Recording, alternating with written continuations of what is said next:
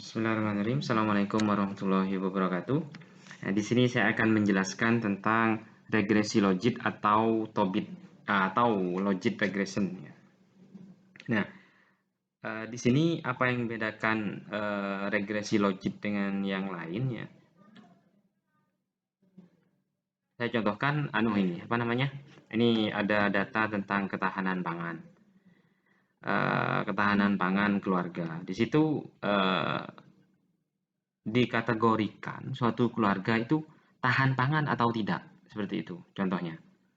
Ya.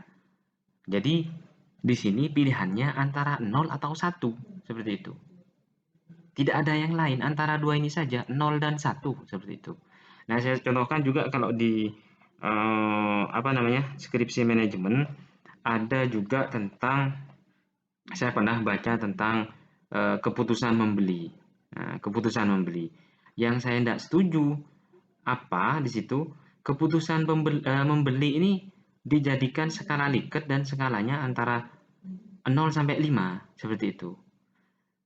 Nah ini menurut saya kurang pas rasanya kalau keputusan untuk membeli itu. Karena kalau keputusan membeli itu menurut saya antara beli atau tidak, seperti itu. Jadi sebenarnya menurut saya kalau skripsi yang semacam itu bisa kita buat menggunakan metode atau kita bisa menggunakan regresi logik gitu. Karena pilihannya antara beli atau tidak gitu.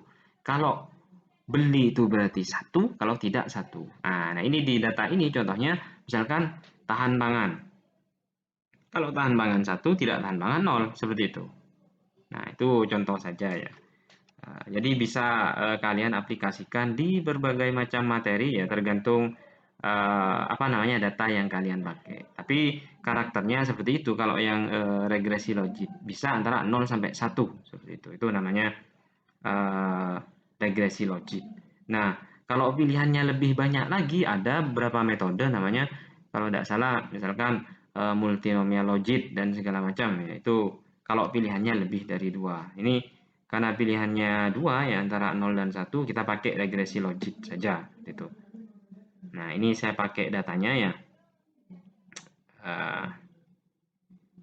Kita pakai saja, ini ada 20 data. Ya, di sini ketahanan pangan misalkan ya bisa dipengaruhi oleh anggota keluarga, pendapatan, kemudian lahan dan lain-lain. Nah, itu contoh saja. Nah, kita pakai ya masih pakai Stata ya, Stata 13 saya, regresi logik ini. Nah, caranya masukkan lagi ke data editor seperti biasa. Nah, tabel ya.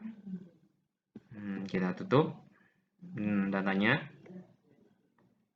Kemudian semoga saya tidak salah ya, logit.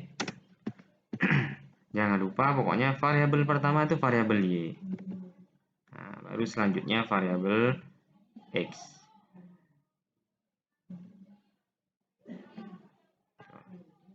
Logit. Nah, kalau logit gini aja sudah. Enter. Muncul.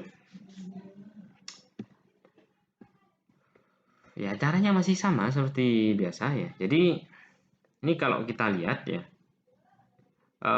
di regresi itu kan seperti yang saya bilang ada uji parsial atau uji secara simultan. Juga ada 2 uji biasanya.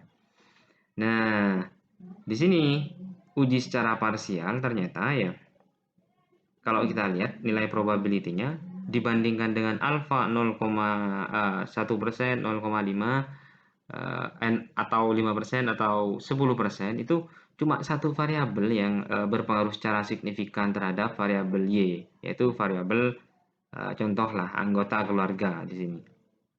Karena nilai probabilitasnya, nilai P-nya itu di bawah alfa, yaitu alfa 10%. Karena kan kalau 10% itu 0,1. Nah, di sini 0,08 gitu. Jadi kalau kita uji secara parsial ternyata cuma satu variabel yang berpengaruh secara signifikan. Sementara yang pendapatan dan lahan tidak berpengaruh secara signifikan.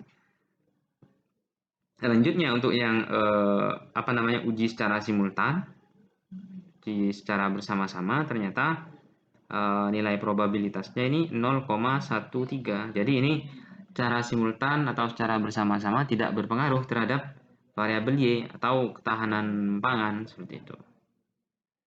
Nah, seperti itu.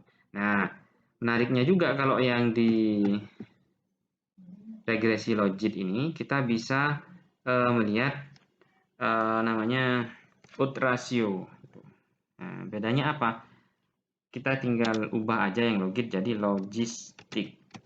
Itu logistic regression. Nah, ini kurang lebih hasilnya sama dengan yang sebelumnya, cuma yang membedakan di sini ada odd ratio. Odd ratio ini semacam rasio kemungkinan. Rasio kemungkinan apakah bisa dibilang variabel Y atau ketahanan pangan contohnya itu lebih condong kemana, apakah ke tahan pangan atau tidak itu. Jadi sebenarnya yang lain ini sama saja hasilnya probabilitas apa segala macam, cuma yang membedakan ada ini ya, baik yang probability ini tidak ada yang berbeda juga nilai Z-nya. Terus kemudian cuma ada tambahan odd ratio saja, ini semacam rasio kemungkinan sehingga menambah kekayaan analisis kita ya. Mungkin itu ya untuk regresi logit atau logistic regression. Kurang lebihnya mohon maaf, semoga yang saya sampaikan bisa bermanfaat bagi kalian. Bila